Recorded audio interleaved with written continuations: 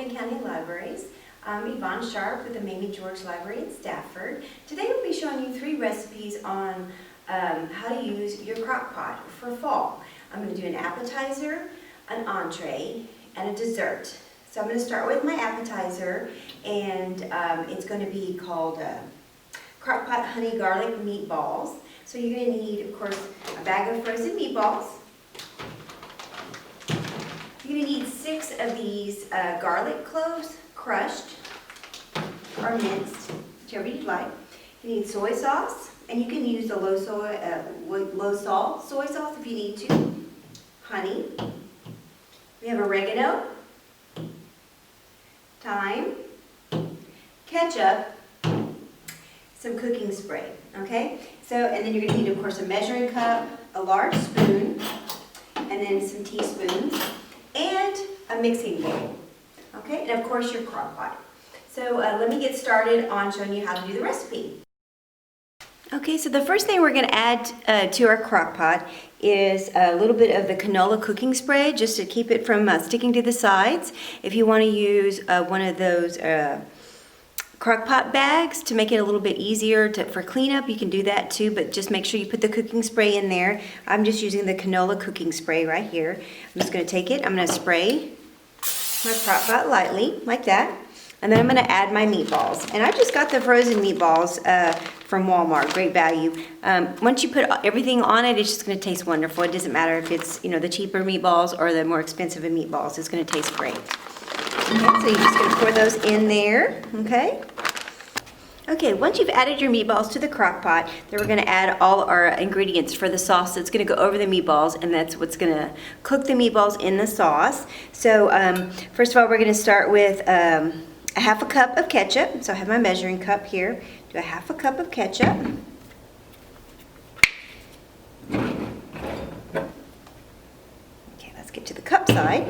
Okay, let's see, half a cup of ketchup. That's a lot of ketchup, isn't it? Okay, can you see that? Half a cup of ketchup. Probably should have just opened the bottle and poured it in there. It probably would have been easier than trying to do it this way. Okay, so I have about a half a cup of ketchup. Okay, I'm going to stick that in the bowl.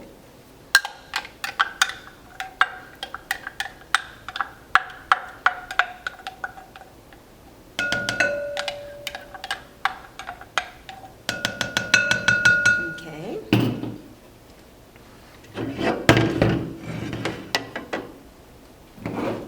And then a 1/3 cup of the soy sauce.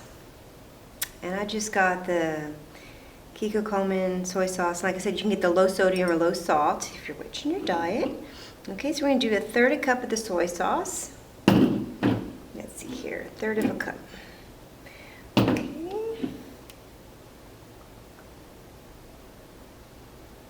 And that looks like it's going to be a lot of sauce, isn't it?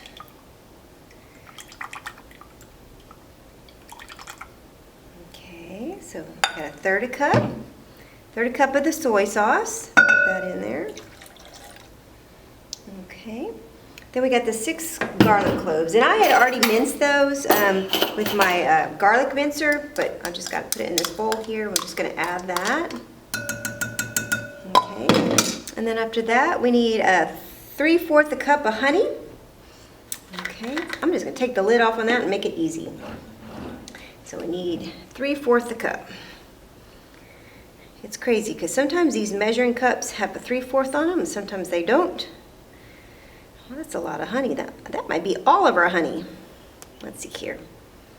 Keep going. I think that's 2/3 of a cup. Well, you know what? That's going to be all our honey. So I'm going to just go ahead and pour that in and let the rest of this honey drain. That's going to be tasty. Man. It's going to be nice. It's going to be nice and savory. It's going to have the punch of garlic, a little bit of the saltiness from the soy sauce. Of course, the ketchup's going to balance it out, give it a little bit of a bold flavor. And you can actually use a bold ketchup if you want, add a little spiciness to it.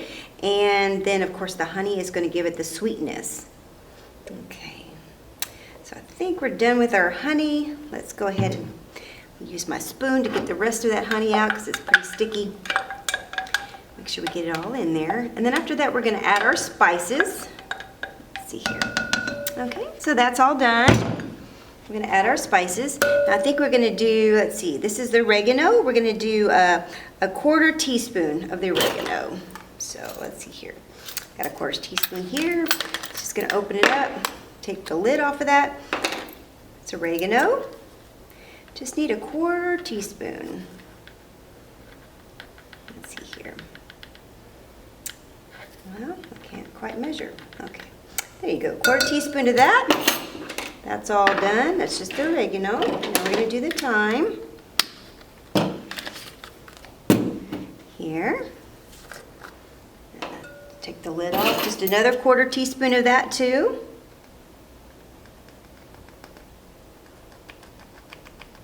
Okay. All in there. There we go. Okay. Okay, once that's done, we're just gonna mix it all up. Smells good already. Make sure you give it a good mix. Okay.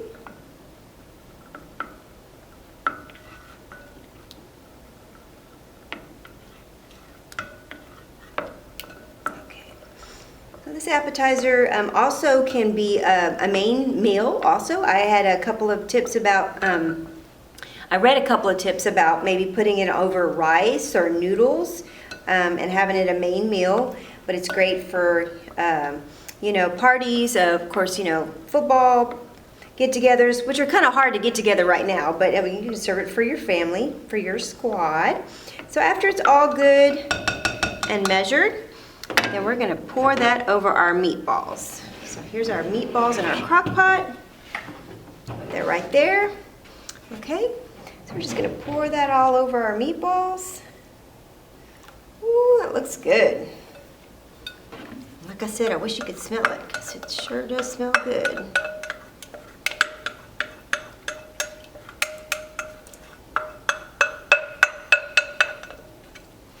Okay, so we're going to put that all in there. I'm going to kind of stir around the meatballs and make sure that they're good and coated. Okay. Once they're good and coated, we're going to put the lid on. Now we're going to cook it on high for 2 hours. Or if you need a little bit more time and you're prepping some other things, you can do it low for 4 hours. Okay? Once they're nice and hot, which it shouldn't take, I mean, you know, like it says 2 hours, but it's in a crock pot, it's pretty shallow. Probably shouldn't take too long to get these meatballs all heated up, because like I said, they're already pre-cooked, and so we're just kind of basically heating it up and marinating it in that sauce. Once it's all done, it'll be ready to serve. Get your toothpicks out, or if you want, like I said, you can make it as a meal. Put it over rice or noodles. Okay, so we're going to cover that up. And then we're all ready to go. We're going to plug it in, and it's going to be, like I said, high for 2 hours or low for 4 hours. And when it's all done, it's ready to serve. All right, so let's check on those meatballs. They've had about 2 hours to cook. I've been stirring them every, I don't know, 10 to 15 minutes to make sure that they don't get burned.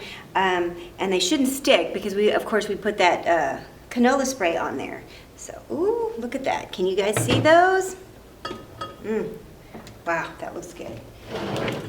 Okay, so I'm gonna stir it around a little bit.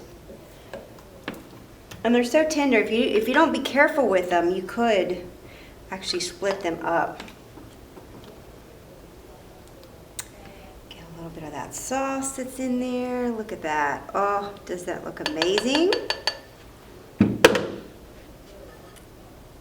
So our meatballs are all done, ready to be eaten. Let's try one.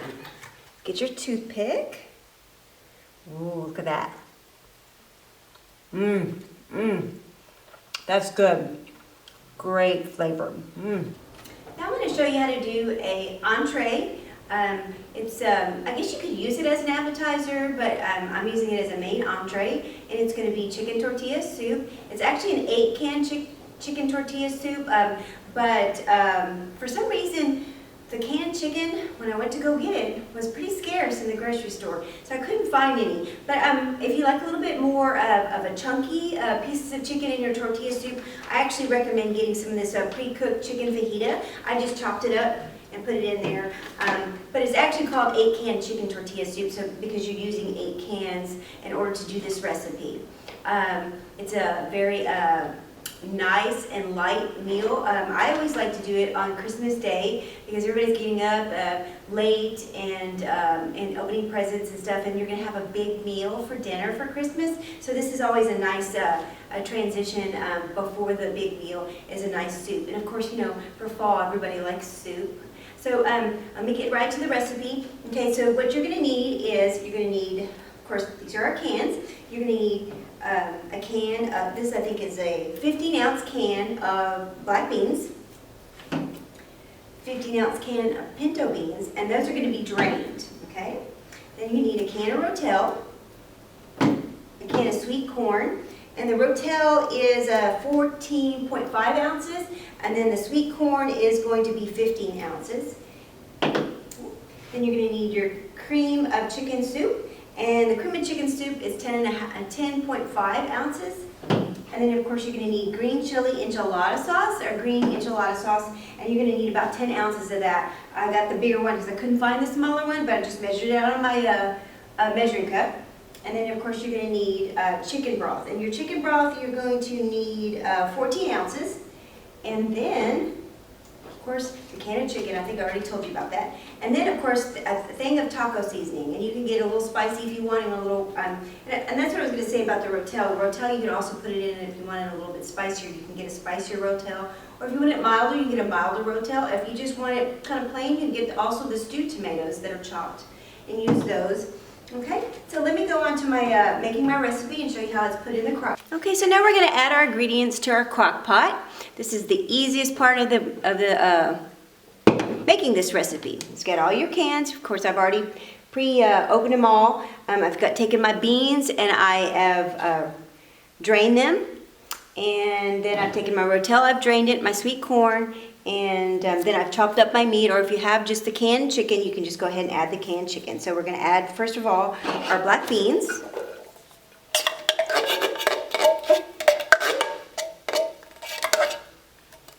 Then we're going to add our pinto beans.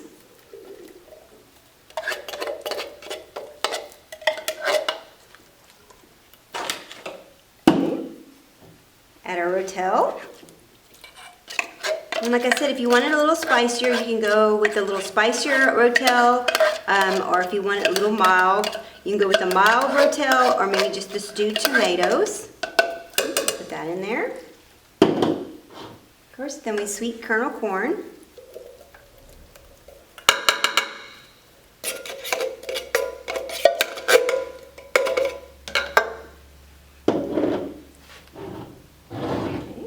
And this is our green enchilada sauce. And if you wanted to, you could even you could add green chilies, or you could do some chopped onions if you want in there, or you can add some cilantro, and all that will go in there. And then we're going to, of course, you know, cook it all up. We need our chicken broth. It's going to give us our soupiness. Cream of chicken. This is nice. I need a smaller spoon for this.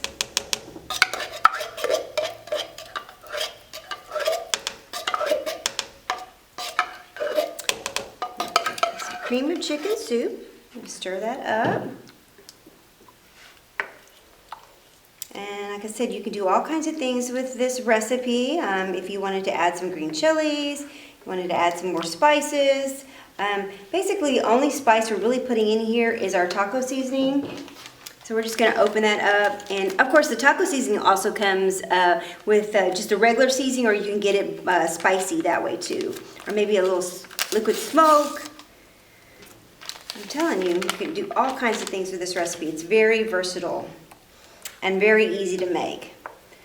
Like I said, especially on Christmas Day, when you're just, you know, you've had a long Christmas Eve, visiting with family, and then everybody's kind of getting up, and you don't want to have to cook anything too fancy because you're just waking up. This is a very easy recipe for you. Okay, and like I said, I could not find any canned chicken in the grocery store. I'm not sure what's going on with that. Of course, you know, the grocery store I did go to, they were moving things around, and they always do that to you because you never know where anything is. But anyways, I just ended up just substituting the chicken fajita, and it gives it a little bit bigger chunks. With the canned chicken, it's more like a shredded chicken. Of course, you get more chicken in every bite, but this one is to give you a little bit more chunkiness to your chicken tortilla soup. I'm just going to add my chicken in there. And of course, it didn't come chopped up like this. It came in strips, so I just went ahead and chopped it up so I get a little bit bigger chunk pieces in there. I didn't want whole big strips in there. Okay. So that's all added to that. We're just going to stir it around. Okay. We're just going to put our lid on it, and then we're going to cook it. So after you put everything in there, you can either cook it on low for 2 to 3 hours, or you can cook it on high and try to get maybe 1.5 to 2 hours out of it, especially if you're in a hurry. But you know, everything that's in there, it just basically just heating it all up and mixing it together so it can marinate together. I've even cooked it for 4 hours on low, and it hasn't burnt, just as long as you just stir it every once in a while so it doesn't stick to the sides. After you've put all your things in here and you've cooked it, it's ready to serve. And some of the things that you can serve with it are like maybe some shredded cheese. After you put it in the bowl, you can rip up some corn tortillas, or maybe even sprinkled some broken up corn chips on it. Or if you want to add like sour cream or guacamole, you could do all kinds of things with it, and it sure is yummy. It already looks good, and it hasn't even started cooking yet. Okay, so our 8-can chicken tortilla soup has been cooking for about 2 hours. If your crock pot heats up pretty fast and it's pretty high temperature, then it might not take you 2 hours to cook this. It's basically just heating up all these flavors and blending them in and letting them marinate together. I've already poured myself a bowl of tortilla soup. You can add all kinds of toppings to it, maybe some avocado, sour cream, some shredded cheese, and then you can put tortilla chips on there, or maybe just shred up some corn tortillas. Alright guys, I already showed you how to make an appetizer. We've already made an entree, and now we're going to do a dessert. This one's really easy. We're going to do a crock-pot apple cobbler. What you're going to need is, of course, a crock-pot. You're going to need yellow cake mix, and you're not going to use it according to the directions on the cake mix. You're just going to use the cake mix as it is dry. None of the ingredients that you need for regular cake mix do you need for this. You're going to need apple pie filling, and you're going to need 2 things of the apple pie filling, and I think they're both, let's see here, 21 ounces for the apple pie filling. A stick of butter, and the stick of butter needs to be melted. It's already melted mine. Canola oil to spray your crock pot so it doesn't stick, and of course a spoon to get everything out. So I'm going to go ahead and show you how this is done. Okay, so let's get started on our crock-pot apple cobbler. First of all, you're going to use your canola spray and spray the inside of your crock pot just so it doesn't stick. Just give it a good spray. Okay, and then you're going to pour the apple filling into the bottom.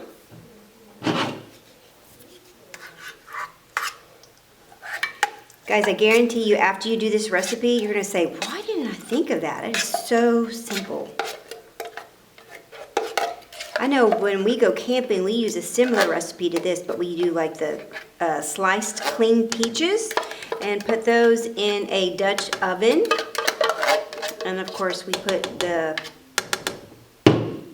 cake mix on the top and then pats of butter, and of course we store it every 15 minutes. We stir it over the coals. That turns into a nice peach cobbler for by the fire. And then if you're ambitious, you can make homemade ice cream to go with it. I think homemade ice cream would go great with this recipe too. But it's so easy. Like I said, once you do it, you're going to kick yourself that you didn't do it or think of it first. So we have our apple pie in there. And another thing I didn't think about for this recipe, but I think that they didn't add it, was the cinnamon, because I think the apple pie filling probably already contains cinnamon. But I know when we do our cobbler, it's just the plain peaches, and so we add a little bit of cinnamon onto the top to sprinkle it and give it that little bit of flavor. Okay, so now I've got my 2 apple pie filling in there. Okay, so now I'm going to add my box of yellow cake mix. Like I said in the instructions earlier, or the directions earlier, you're not going to add any of the things that it requires on the box to this mix. You're not going to need the eggs or the oil or anything like that. So we're going to take it and we're going to top this whole thing with this cake mix. Okay? Just take it out of the bag. I'm just going to sprinkle it over the top. That is going to be our crust. It's going to be the nice crust on the top. It's going to cook nice and golden with that butter. Okay? And if you want to, my hands are clean, I promise, but you're going to take it and you can sprinkle a little bit around to make sure it's evenly distributed all over that apple pie filling. Okay? So once that's done, you're just going to kind of even it out. You're not going to stir it because, like I said, you're going to want this to be your top crust of your apple pie cobbler. You know, like when you do a regular cobbler, you have that nice golden crust that's over the top. Okay? And then we're going to add our butter. I already melted it. It was just 1 stick of butter. We're just going to top the butter on the top. No rhyme, no reason to this. Just kind of pour it all on top.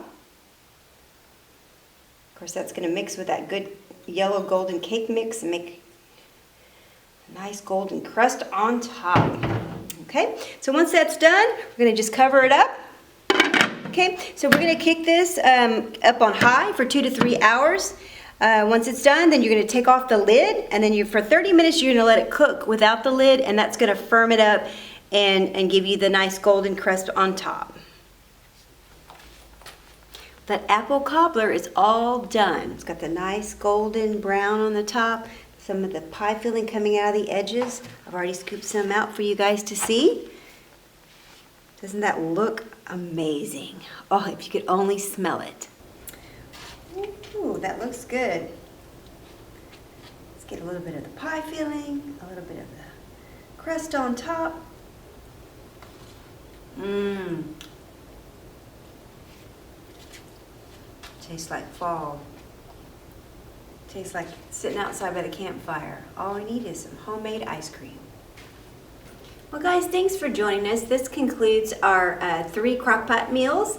We did the honey garlic meatballs as an appetizer, our 8-can chicken tortilla soup, and our crock-pot apple pie cobbler.